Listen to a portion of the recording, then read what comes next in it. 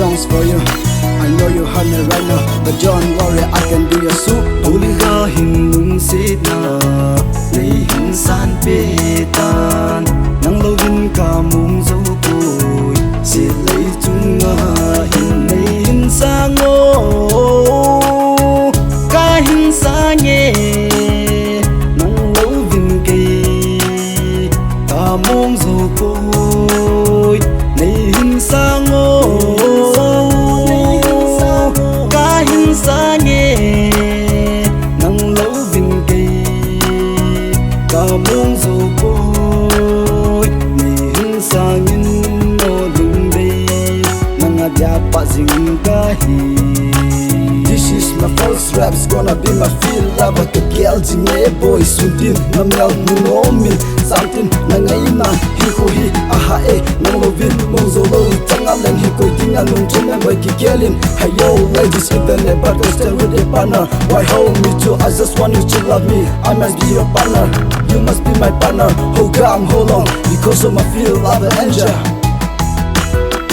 Na so mai melin nei rim ka hin mu ji ting song tin sang tin nang ngei nan ka mong zo ji poi ni hin sang o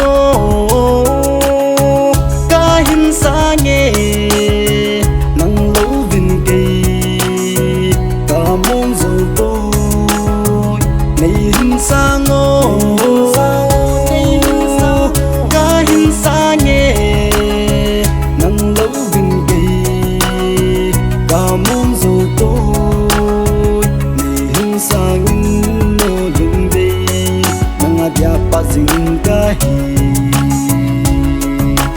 Oh, I love you, my angel. Follow me, 1, 2, 3, 4. Hey baby, how I love you, come to me, love to me, follow me, receive my love. I feel you every day, every morning, every night. I close my eyes, I hide my tears. Hey, because of my feel love and angel, did I lose my love to someone better than else? Hey, you would in love, call me crazy, call me blind, to still be suffering all of the time. Hey baby girl, Bolin ka hin lung si na Nei hin san pe tan Nang lo vin ka mong zo cùi Si lấy chung nga hin nei hin sa ngô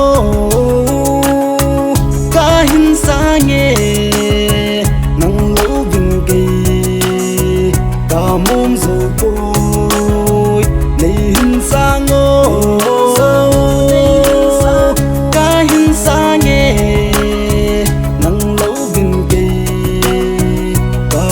dầu côi nei hin sang in no lung bay nang adya pa jing ka hi.